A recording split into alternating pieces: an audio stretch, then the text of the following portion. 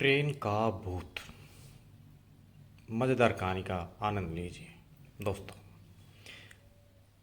नीता अपनी कॉलेज की परीक्षा होने के बाद अपने गांव जाना चाहती थी, लेकिन उसके गांव आने जाने के लिए केवल एक ही ट्रेन थी। इसलिए उसने 2 महीने पहले ही टिकट के लिए आवेदन दे दिया था, लेकिन उसके टिकट का स्टेटस अभी तक वेटिंग लिस्ट ही था। अगले दिन उसका सफ़र शुरू होने वाला था, जिसके लिए उसने कुछ खाने पीने की सामग्री और रास्ते में पढ़ने के लिए एक नावल खरीदा, जिसका नाम था ट्रेन का भूत। दरअसल नीता को भूतिया कहानी पढ़ने में बड़ी दिलचस्पी थी। वह अक्सर इसी तरह की बातें किया करती थी, इसलिए ज़्यादातर विद्यार्थी नीता से बात करना पसंद नहीं करते थे। नीता को भी अकेले रहना पसंद था, इसलिए किसी के बात करने न करने से उसे कोई खास फर्क नहीं पड़ता था। दूसरे दिन नीता रेलवे स्टेशन पर जाती है, लेकिन अभी तक उसकी वेटिंग लिस्ट क्लियर नहीं हुई होती है। नीता सीट ने मिलने से परेशान होती है। वह सीट के इंतज़ार के लिए टिकट चेकर की तलाश कर रही होती है। काफ़ी देर इंतज़ार करने के बाद जब कोई नहीं आता तो नीता किसी की भी सीट पे बैठ जाती है और अपना नावल निकाल कर पढ़ने लगती है।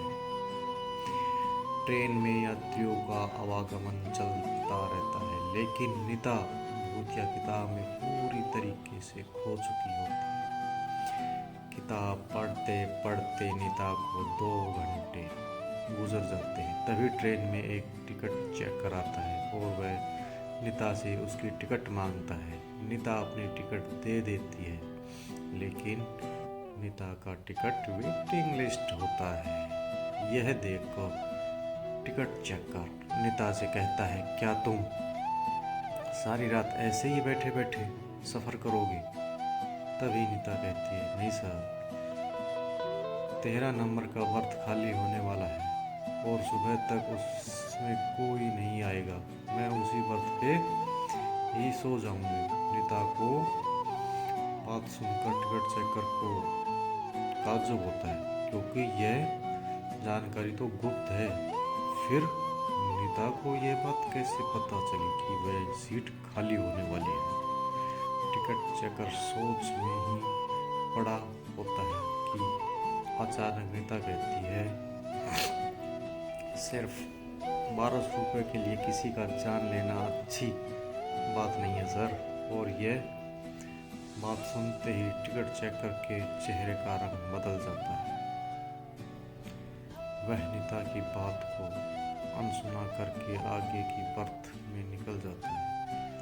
दरअसल नीता जो नावल पढ़ रही थी, उसमें भूतों को अपने संपर्क में लाने का मंत्र लिखा हुआ था, जिसे गलती से नीता ने पढ़ लिया था और इसी वजह से नीता के अंदर शैतानी रूप प्रवेश कर चुकी थी। नीता से मिलने के बाद टिकट चेकर बहुत घबरा चुका था। दरअसल 15 दिनों पहले गलती से एक आदमी ट्रेन से गिरकर मर गया था, जिसकी वजह यही टिकट चेकर था। लेकिन यह सिर्फ एक हादसा था। टिकट चेकर अपनी सीट पर बैठा ही होता है कि अचानक नीता बगल में आकर बैठ जाती है।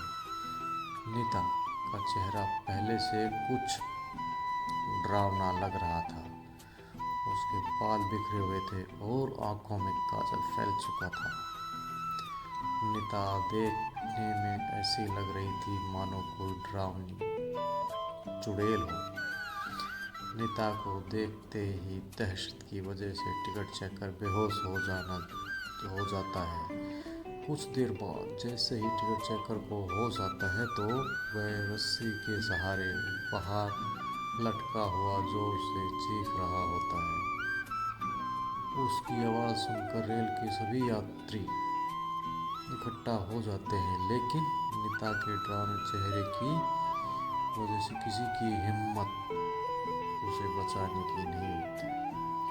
यात्रियों के बीच में एक भिक्षु भी यात्रा कर रहे होते हैं। वह बहुत देर से आंखें बंद करके अपने ध्यान में बैठे हुए होते हैं, लेकिन यात्रियों की चीख पुकार सुनकर उनका ध्यान भंग हो जाता है और वह क्रोधित हो जाते हैं।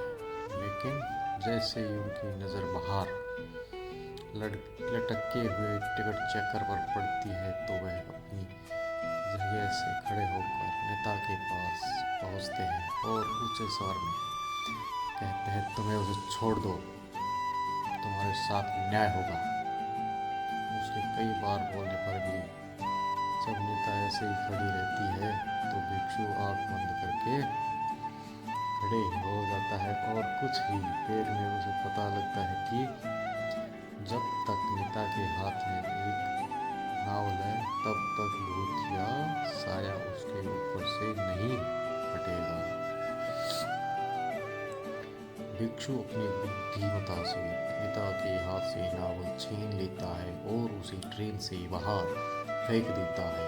नावल का संपर्क जैसे ही नेता से दूर होता है तो वह बेसुध होकर ट्रेन के अंदर गिर जाते हैं। लेकिन इसी बीच टिकट चेकर जो कि ट्रेन की खिड़की से लटका हुआ था वह नीचे गिर जाता है। इत्तेफाक से उसकी जान बच जाती है, लेकिन उसे ज़बरदस्त शारीरिक क्षति पहुंचती है। भिक्षु नेता को अपने काबू में करते हुए रेल से नीचे उतार देते हैं और उसे उपचार हेतु अस्पताल पहुंचा देते हैं। रेल पुलिस की टीम टिकट चेकर को मौके पर जाकर इलाज मुहैया कराती है। वह भूतिया नावल इंतज़ार कर रहा है अपने अगले शिकार का। और इसी के साथ रेल की भूतिया दास्तान कहानी समाप्त हो जाती है। धन्यवाद। कृपया आपको कहानी पसंद आए तो हमारे चैनल को लाइक, शेयर और सब्सक्राइब ज़रूर करें। धन्यवाद। जय हिंद, जय भारत।